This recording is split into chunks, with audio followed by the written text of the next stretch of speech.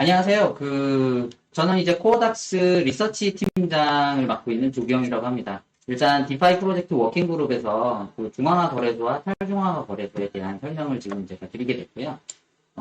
처음에는 이제 뭐 중앙화 거래소에 대한 개요와 장단점, 그리고 두 번째 이제 뭐 탈중앙화 거래소와 이 개요와 장단점에 대해서 이제 설명을 드리고, 그거에 따른 비교를 하면서 어떤 결론을 이제 내렸는지, 그거에 대해서 마지막으로 결론을 설명해 드릴 예정입니다. 일단 첫 번째 그림은 이제 전 세계 가상화폐 거래소에 대한 그림을 한번 이렇게 해가지고 넣어봤고요. 두 번째 이제 블록체인 금융거래에 대한 설명을 지금 이제 드리겠습니다. 기존의 전자금융 거래 같은 경우에는 이제 중앙 집중형으로 해서 은행이나 정부 등이 주간 서버를 이제 거래 공직 및 관리를 하는 부분이 이제 중앙화되어 있는 부분이었습니다. 그래서 그런 신용도를 기반으로 해가지고 이제 뭐 여러 가지 금융 거래를 할 수 있게끔 되어 있었는데, 이제 블록체인 기반은 이제 일단 원장 자체가 이제 여러 군데로 이제 분산이 되어 있는 형태고, 거래 내역이 모든 네트워크 참여자에게 공유 또는 보관되는 형태입니다. 그래서 모든 거래 참여자가 거래 내역을 확인을 할 수가 있고요. 그거에 따른 공증 및 관리를 할 수가 있습니다. 그래서 보안성, 투명성, 비효율성, 그리고 불법 사기에 대한 부분들을 좀 이제 감소시킬 수가 있고, 그리고 기존 금융 거래보다 이제 좀 어느 정도 승인 및 기록이 자동으로 실행 가능하다는 점이 장점이 되겠습니다. 거래소 이제 기존의 중앙화 거래소의 구조를 이제 좀 대략적으로 이제 설명하고 있는 그림인데요. 일단 기본적으로는 지갑이 이제 소프트웨어 월렛이 있고 하드 월렛이 있습니다. 그래서 기존의 사용자가 하드 월렛에 담고 있다라고 하면 하드 월렛에 접근을 해서 자기 자산을 이렇게 해가지고 이동시킬 수가 있고요. 기본적으로는 거래소 쪽에 있는 월렛은 이제 또 하드 월렛이라고 해가지고 소프트웨어 월렛입니다. 그쪽 관련된 부분들은 이제 서비스가 거래소에 외부로 접근을 해서 이제 보안을 거쳐가지고 하드월렛에 이렇게 해가지고 어떻게 보면 내부적으로 접근하게 되어 있는 그런 시스템으로 되어 있고요.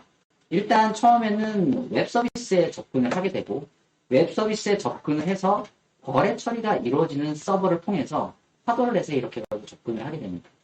흔히들 이제 입출금에 해당되는 부분들이 처음에 이루어지게 되는데요. 이 부분은 이제 기존 거래소는 법정화폐 이제 입출금이 가능하기 때문에 일단 1차적으로 법정화폐를 입출금을 하고요. 그리고 나서 그 입출금된 법정화폐를 가지고 기존의 내부 거래 처리 서버를 통해 가지고 이제 그 코인들을 사고 팔 수가 있게 됩니다. 이때 거래 처리 서버를 통해 가지고 이제 여러 가지 이제 뭐 매매 행위나 아니면 이제 입출금을 하게 되는데, 기본적으로는 지금 이제 월렛을 통해 가지고 입출금을 할 때는 키가 있어야 됩니다. 공개 키와 프라이빗 키가 갖고 있어야 되고요. 그거에 따라서 이제 입금과 출금이 이제 이루어지게 되는데, 그 부분들을 그 중앙화 거래소에서는 그 키 보관을 둘 다 이렇게 가지고 하고 있습니다. 그래서 여기에 지금 거래소 구조 쪽에다가 지금 이제 뭐 1번, 2번, 3번, 4번, 5번 해가지고 지금 이제 넘버링을 좀 한 다음에 이제 설명을 좀 다른 부분인데요. 이 부분들이 이제 고객이, 사용자가, 월렛을 통해서 이제 입출금을 할 때 탈취될 수 있는 구간을 이렇게 설명드리는 겁니다. 그래서 거래소 구조를 설명을 하면서 약간 어느 구간에서 이렇게 해킹을 당해가지고 도난당할 수 있는지에 대한 설명도 여기서 조금 드리겠습니다. 그래서 하드웨어 월렛에 이렇게 해가지고 지금 접근을 했을 때는 사이드 채널 어트랙이라고 해가지고 그런 이제 유무선 연결을 통한 중간자 공격을 통해서 데이터 탈취 및 변조가 이렇게 해가지고 가능할 수가 있습니다. 그리고 두 번째로 거래소의 시스템에 접근을 해서 시스템 정보를 이렇게 해가지고 탈취를 해서 거기에서 이제 또 키값을 갖고 와가지고 이제 탈취할 수 있는 그런 부분이 있습니다. 그리고 세 번째, 사용자가 이제 여러 가지 웹 서비스들을 사용하면서 악성 코드에 감염되는 상태에서 사용자 정보가 유출이 되는 케이스가 있고요. 그리고 접속을 했는데, 거래소 쪽에 접속을 했는데 실제로 중간에서 그 데이터가 탈취돼서 변조돼서 또 해킹을 당하는 사례, 그렇게 해가지고 지금 이제 한 5가지 정도가 이렇게 해킹될 수 있는 구간이 있다라고 말씀드리겠습니다. 그래서 중앙화 거래소 같은 경우에는 이러한 이제 해킹으로부터 이제 보안을 하기 위해서 ARS 인증, 실명 인증, 계좌 인증, 그리고 상담원 확인을 통해서 지금 이제 보안을 강화를 하고 있고요. 기본적으로 이제 거래를 하게 됐을 때 처음에 입출금을 하게 되면 일단 계좌가 본인 계좌인지 확인을 하게 됩니다. 본인 계좌를 확인을 하고 그리고 나중에 출금을 하기 위해서 출금 계좌 등록을 하게 되는데 이 과정에서 이제 실명 인증을 하게 되겠죠. 그리고 상담원이 최종적으로 또 확인하는 과정까지도 거치게 됩니다. 그리고 매매를 하게 됐을 때 이 매매하거나 아니면 입출금을 할 때 ARS로 해가지고 비대면 인증하는 부분까지 해당 고객의 지금 보안 등급에 따라서 이런 인증 절차라든가 확인 절차가 진행되게 됩니다. 그래서 입금 또는 출금 시에 철저한 이제 본인 인증이 이루어지고요. 이러한 부분들은 이제 법정화폐가 지금 이제 암호화폐로 변환돼서 이제 거래되기 때문에 이런 이제 뭐 1단계부터 5단계까지의 이제 보안 인증 단계를 거치게 되고요. 그 보안 인증 단계에 따라서 거래할 수 있는 형태, 입출금, 거래 규모, 뭐 이런 것들이 이제 정해지게 됩니다. 그래서 그런 부분들이 이제 본인 확인을 이제 어느 정도 거치기 때문에 결국은 이제 뭐 거래하는 당사자에 대한 신원 확인이 지금 중앙화 거래소에서는 기본적으로 내역들을 다 갖고 있는 거고요. 그런 것들을 통해서 이제 1번에 보시면 KRW라고 되어 있는 부분, 법정화폐가 최초 들어와서 거래소를 통해 가지고 이더나 비트코인을 산 후에 그걸 이제 다른 데로 이동하는 부분들이 대부분 이제 불법 자금 이동 경우에 해당이 됩니다. 흔히들 이제 보이스피싱이라고 해서 이제 불법적으로 탈취한 금액을 비트코인으로 이렇게 해가지고 외부에다가 전송하는 케이스가 가장 흔한데요. 이런 부분들은 이제 중앙화 거래소 쪽에 지금 이제 신고가 들어와서 저희가 이제 추적을 들어가는 부분들이 있습니다. 그래서 최초 계좌를 처음에 차단을 하고 차단된 계좌의 그 지갑 주소를 가지고 저희가 어디로 전송됐는지 추적을 하는 케이스가 되겠습니다. 그래서 지금 현재는 FTS AML이라는 솔루션을 가지고 지금 이제 뭐 아무튼 다른 거래소하고 협력 관계를 유지를 하거나 아니면은 지갑 정보를 가지고 추적을 하게끔 되어 있습니다.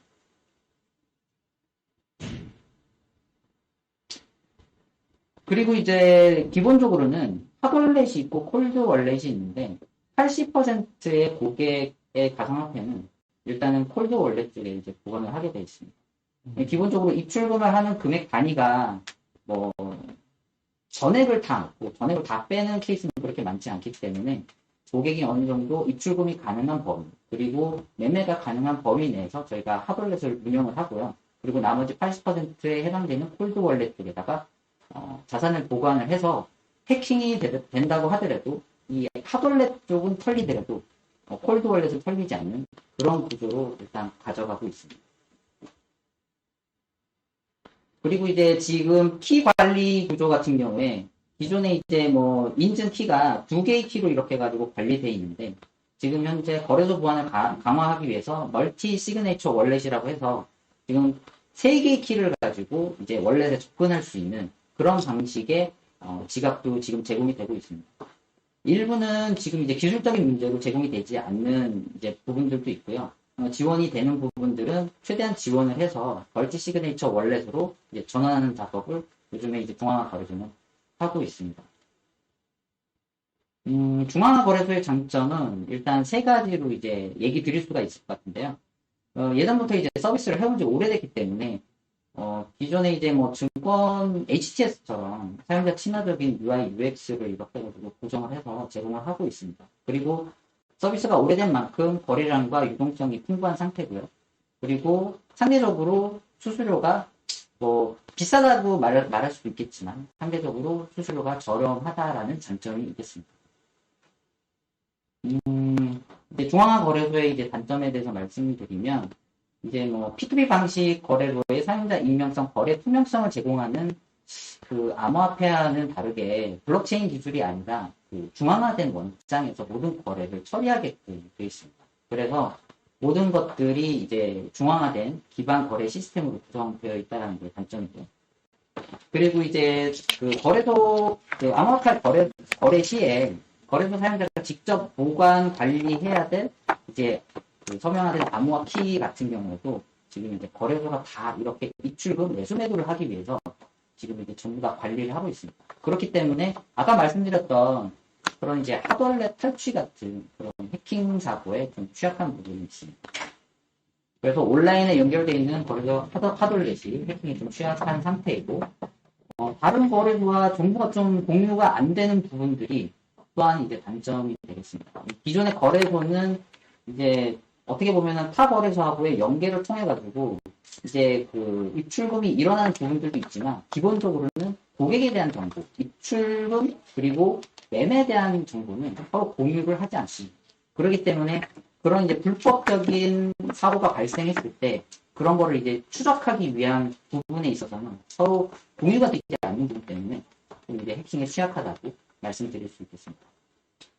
그리고 이제 거래량 증가에 따라서 서버의 처리 능력이 기하급수적으로 증가를 해야 됩니다. 그렇기 때문에 인프라적인 문제가 발생할 소지가 있다라고 말씀드릴 수 있습니다. 이제 두 번째 이제 탈중앙화 거래소에 대해서 설명을 드릴 건데요. 일단 탈중앙화 거래소에 대해서 이제 코인마켓캡에 있는 이제 뭐 1위부터 8위까지의 이제 탈중앙화 거래소 리스트를 한번 보여드리는 겁니다. 요즘 이제 뭐 디파이가 이제 핫하게 이슈화 되면서 여기에서 이제 의미 있는 거래량이 많이 늘었고요. 덱스 쪽 거래량이 최근에 이제 많이 늘었던 이유 중에 하나는 특근법이 통과되면서 신고 수리를 지금 받았는데 그 신고 수리 받아서 처리를 제대로 한 거래소가 지금 4군데 정도밖에 안 됩니다. 그렇기 때문에 나머지 거래소는 전부 다 이제 뭐 BTC 마켓이나 이더 마켓으로 이동을 하고 있는 상황이죠. 그런 상황이 되다 보니까 이제 기존의 고객들이 이런 이제 탈중앙화 거래소로 이동을 하고 있는 그런 현상이 지금 좀 발생을 하고 있습니다.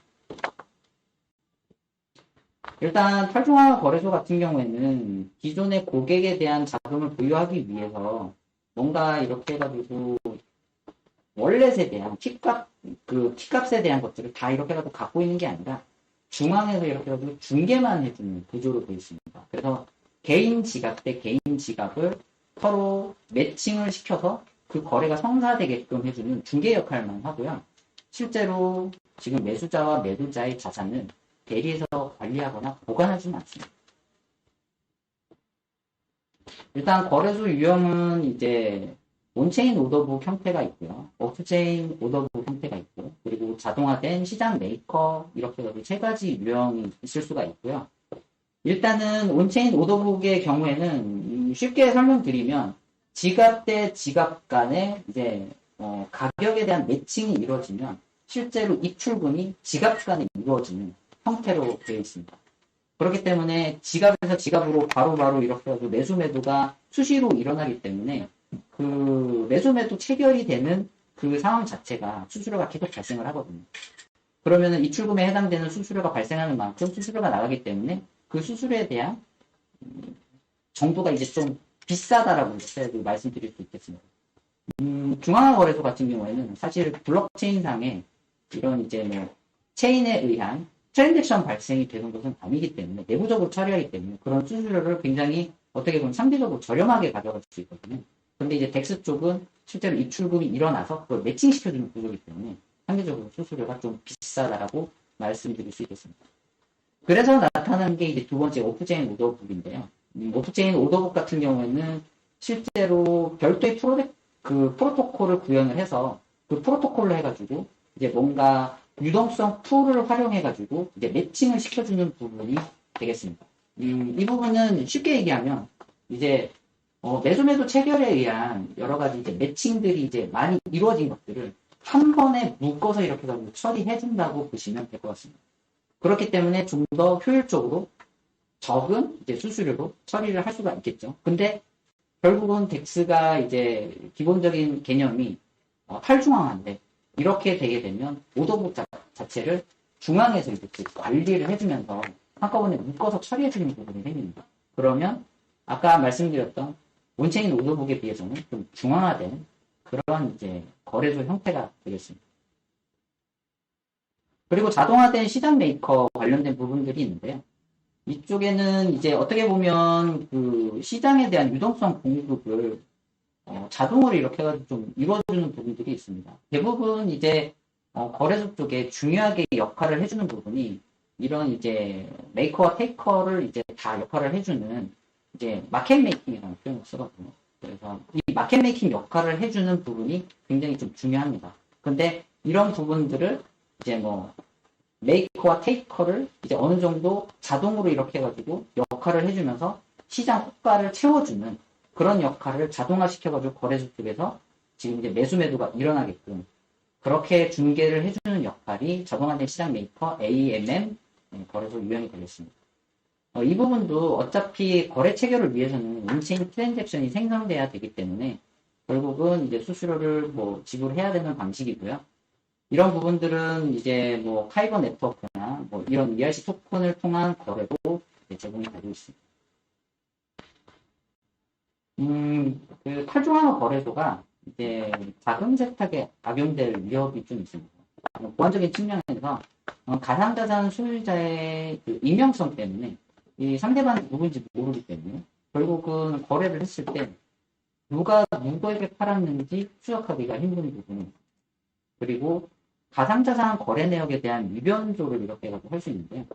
이 부분은 약간 중간에 공격자들이 거래 내역 위변조가 가능하게끔 공격을 해서 가상자산을 무단 입출금에 대한 증적을 훼손해서 결국은 위변조를 하는 케이스인데 이 케이스도 마찬가지로 아까 말씀드렸던 자금 세탁의 용도로 이런 식으로 이제 공격에 좀 취약할 수가 있습니다. 그리고 이제 기본적으로는 아까 말씀드렸던 고객이 결국은 접속을 해서 어떤 식으로든 그 통신하는 구간이 생기거든요. 통신하는 구간이 생기거나 아니면 PC가 해킹을 당하고 이런 류의 이제 해킹을 당하게 되면 암호키가 유출이 되게 되는데 결국 탈중앙화 거래소라고 하더라도 이런 암호키 유출에 의한 이제 뭐 자금 세탁이나 아니면 무단 입출금이 발생할 수 있는 부분들은 중앙화 거래소와 동일하다고 볼 수 있습니다. 그래서 이제 뭐 보안에 대한 요구사항은 이렇게 하고 한 3가지 정도가 필요한데요. 사실 이 부분은 덱스 쪽뿐만이 아니고 중앙화 거래소에도 필요한 보안 요구사항입니다. 가상자산 소유자 익명성에 관한 보안 요구사항에 대한 부분들은 이제 비대면 인증 수단을 통해서 이제 누구인지를 이제 식별하는 그런 부분들이 이제 추가적으로 필요하고요. 그리고 로고 기록 및 보존을 통해서 지금 이제 가상자산 입출금 내역에 대한 보존을 하면서 그리고 그 보존된 거래 내역이 실제로 실명으로 비교가 가능하게끔 실명제 입출금 거래 내역을 기록 관리하는 그런 이제 원장을 유지하는 게 또 필요하다고 하겠습니다. 그리고 비정상 거래 탐지 시스템도 마찬가지로 필요한 부분이 있습니다. 실제로 아까 말씀드렸던 것처럼 거점화폐가 들어오고 나서 비트코인으로 이렇게 전송되는 케이스. 이런 케이스들을 이제 여러 가지 이제 룰을 통해 가지고 정의를 하고 그 룰에 어느 정도 탐지가 되면 그걸 자동적으로 이렇게 해가지고 알려주는 그런 시스템이 또 필요하다고 말씀드릴 수 있겠습니다. 그리고 암호키 유출에 관한 보안 요구사항으로는 일단 기본적으로는 네트워크가 분리가 돼야겠죠. 중요 정보나 악성 코드에 감염이 될 수 있는 그런 네트워크를 이제 일단은 분리를 하고 여러 가지 인증이나 거래 그리고 실명 자산의 입출금 거래 원장 등에 접근할 수 있는 이런 부분들을 이제 분리해주는 부분이 필요합니다. 그리고 암호키의 생성 및 이용에 관한 여러 가지 기록 보관에 관한 부분들 그리고 암호키를 생성하는 이런 부분에 대해서도 물리적으로 이제 분리를 할 필요가 있겠죠. 네, 그래서 이러한 사항들은 이제 뭐 꼭 덱스가 아니라도 중앙화 거래소 쪽에서도 필요한 보안 요구 사항들이고 그리고 이런 요구 사항들을 다 충족해서 지금 운영이 되고 있는 상황입니다. 중앙화 거래소의 그 장점이라고 말씀드리면 기존 중앙화 거래소에 비해서 데이터 중앙 집중화가 악성 공격으로부터 좀 자유롭다고 할 수가 있겠습니다. 그리고 이제 중앙화 거래소 같은 경우에는 한번 거래소가 해커에 의해서 해킹을 당하게 되면 그 안에 많은 정보들이 있기 때문에 그만큼 이제 타격을 받을 가능성이 큰데요. 덱스 같은 경우에는 기본적으로 고객의 자산을 직접 관리하지도 않고 키에 대한 보관도 하지 않기 때문에 그런 이제 해킹으로부터 어느 정도 자유롭다라고 말씀드릴 수 있겠습니다. 그리고 암호화폐 거래를 원하는 사용자들의 대리 거래가 아닌 직접 거래 중개를 통해 가지고 해준다는 장점이 있고요. 그리고 결국은 보안에 대한 아까 전 단계에서 이제 본인 인증이나 실명 거래에 대한 확인을 기록으로 남겨야 되니까 보안 사항에 대해서 말씀드렸었는데 KYC가 불필요하다라고 이렇게 장점으로 내걸긴 했는데 이 부분은 나중에 결국은 제도권 안에 들어오게 되면 KYC도 다 이렇게 해야 되는 수준으로 가야 되기 때문에 지금은 장점으로 들어가 있긴 하지만 나중에 좀 빠져야 될 부분이기도 합니다. 그리고 거래 상대방에 대한 위험이 없다. 이건 이제 거래 상대방하고 체결이 됐을 때 직접 입출금이 일어나기 때문에 이 부분은 이제 뭐 위험의 소지가 없다라고 이제 말씀드릴 수 있을 것 같고요. 그리고 중앙화 거래소 같은 경우는 상장이라는 절차를 거칩니다. 그리고 상장이라는 절차를 거친 다음에 그 다음에 이제 매매가 이루어지게 되는데 덱스 쪽은 그런 이제 상장 절차가 일단 없이 바로 이렇게 비상장 토큰들을 서로 매수 매도할 수 있는 그런 환경으로 가져갈 수가 있기 때문에 장점이라고 할 수 있겠습니다. 이제 단점을 말씀드릴 텐데요. 데이터 분산화로 인해서 거래 속도 차이를 보완하기 위해서 거래 인증 외부 위임을 하는 케이스가 있습니다. 이 부분은 이제 시스템적으로 제가 막 많이 조사를 해본 부분은 아니라서 설명을 자세하게 드릴 수는 없는데 기본적으로 아까 설명드렸던 것처럼 중앙화 거래소 같은 경우에는 원장이 단일화돼가지고 중앙에 있기 때문에 속도가 굉장히 빠릅니다. 근데 X 같은 경우에는 지갑 간의 거래를 이렇게 중개해주는 형태이기 때문에 결국은 블록체인상에 입출금하는 것처럼 송수신 트랜잭션이 발생을 하게 됩니다. 그러면 블록체인 네트워크의 속도만큼 속도 차이가 발생을 하는 거죠. 그래서 중앙화 거래소에 비해서는 느린 게 사실이고 그런 속도 차이를 보완하기 위해서 인증 외부 위임을 통해 가지고 지금 해결하고 있는 걸로 알고 있습니다. 그리고 사용자 신원이 불분명하죠. 이 부분도 아까 처음에 말씀드렸던 것처럼 사용자 실명 인증이 이제 보완이 돼서 필요한 부분이고요. 그리고 암호키 유출도 중앙화 거래소의 거래소와 마찬가지로 이제 PC 해킹이나 아니면은 네트워크 구간 해킹을 통해 가지고 암호키 유출이 이루어질 수 있기 때문에 이 부분에 대해서도 이제 단점으로 부각된다고 볼 수가 있겠습니다.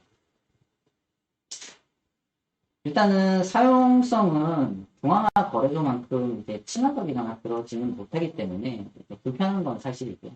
그리고 거래량과 유동성도 지금 이제 중앙화 거래소에 대해서는 지금 이제 많이 뒤떨어지는 건 사실입니다. 근데 아까 말씀드렸던 것처럼 특근법 통과 이후로 지금 이제 법정화폐를 다룰 수 있는 거래소가 확 줄은 상태죠. 그리고 이제 이 덱스를 통해 가지고 탈중앙화 거래소를 통해 가지고 이제 뭔가 거래를 하려는 이제 고객들이 많아지면서 지금 거래량과 유동성이 좀 최근 들어서 폭발적으로 좀 많이 늘어난 게 사실입니다.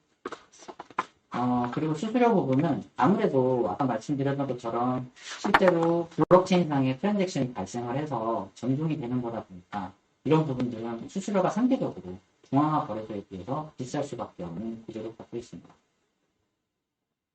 일단 이러한 여러 가지 이제 뭐 구조라든가 아니면은 보안성에 대한 내용들을 바탕으로 결론을 좀 내려보자면 이제 탈중앙화 거래소가 중앙화 거래소에 비해서는 이제 중앙 집중화를 악용한 공격에 대해서는 이렇게 해서 좀 자유로우면서 대리 거래가 아닌 직접적 거래 중개를 이제 해가지고 할 수 있다는 점에서 이제 탈중앙화 거래소가 중앙화 거래소에 비해서 훨씬 낫다라고 이제 판단을 할 수가 있습니다. 그러나 아무래도 거래 속도가 느리다는 점, 이 부분이 이제 좀 문제가 될 수가 있고요. 그리고 그로 인해 가지고 거래 인증을 외부에다 위임하는 점, 속도를 증가시키기 위해서.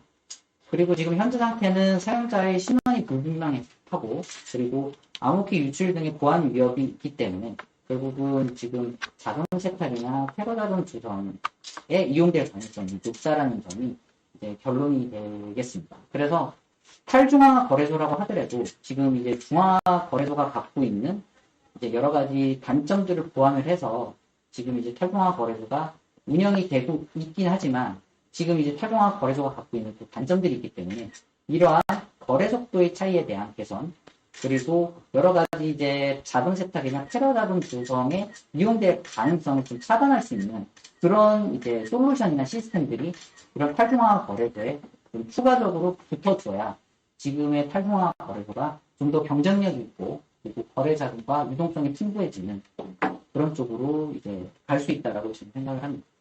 일단 여기까지 제가 이제 최종 설명을 다 드렸고요.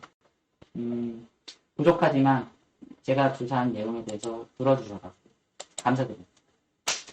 프로닥스에서는 그 덱스가 지금 구축돼 있나요? 아니면 계획이 아니요. 있는 건가요? 지금 덱스는 기본적으로는 제도권 밖이라고 보시면 됩니다. 덱스를 운영을 하려고 그러면 덱스라고 하더라도 아까 말씀드린 그 보안 요구사항들 있잖아요. 그것들을 다 충족을 해야 되는데 그걸 다 충족하게 되면 아마 중앙화 거래소하고 별반 다를 바 없는 그런 상황입니다. 결국은 본인이 누군지 알아야 되고 그 본인이 갖고 있는 지갑에 대한 연결 관계를 다 정보를 이렇게 담고 그 거래 기록을 다 담고 있어야 되거든요. 그러다 보니까 제가 봤을 때는 지금 이번에 조사하면서 느낀 건데 탈중앙화 거래소라고 하더라도 결국은 나중에는 중앙화 거래소처럼 되지 않을까라는 생각이 지금 들어요. 네. 그러면 그 거래 기록에 있어서 이제 사실 거래가 발생하는 거는 꼭 여기 그 거래소가 아니더라도 거래가 발생할 수 있잖아요. 그죠? 그거는 이제 블록체인 네트워크상에서 직접 이제 송수신하는 케이스가 되겠죠. 네, 그러면 이 거래소를 하면 여기서 거래되는 거에 대해서 기록을 남겨야 되는데 KYC를 하고 예. 그런데 이제 다른 네트워크에서 거래되는 것들을 그거는 뭐 제가 봤을 아니 때 상관이 생각하고 여기서 거래되는 것만 KYC 되는 그 어드레스 주소들만 거래되게 이렇게 통제를 한다는 거죠. 네, 일단은 이제 뭐 그 부분이 좀 궁금하실 것 같아요. AML, FDS 관련된 부분인 것 같거든요. 지금 말씀하시는 부분이 이제 기본적으로는 이 사람이 어떤 지갑을 갖고 있는지 그걸 이제 기록으로 갖고 있고요. 그리고 매매를 어떻게 했는지 그거에 대한 이 사람에 대한 매매 기록도 갖고 있고요. 이 사람이 거래소에서 거래소로 입금받은 부분 그리고 거래소 바깥으로 출금해가지고 나간 부분 이런 부분들을 다 기록으로 남깁니다. 그래서 이 부분에 대한 부분들을 전부 다 어떻게 보면 AML, FDS라는 솔루션을 통해가지고 다 거래 내역을 보고 해당 유형을 설정된 룰에 따라서 판단하게 됩니다. 그래서 이게 불법 자금화돼가지고 세탁돼서 나가는 케이스인지 정상적인 건지 그런 내부적인 체크를 다 하게 됩니다. 그러면 블록체인 네트워크에서 거래가 일어나는 걸 막을 수 없듯이 이런 이제 어떤 거래를 할 수 있는 완벽한 탈중앙 거래소를 네트워크상에 올려놓으면 거래소 역할을 할 수도 있지 않을까? 탈중앙 거래소 역할을.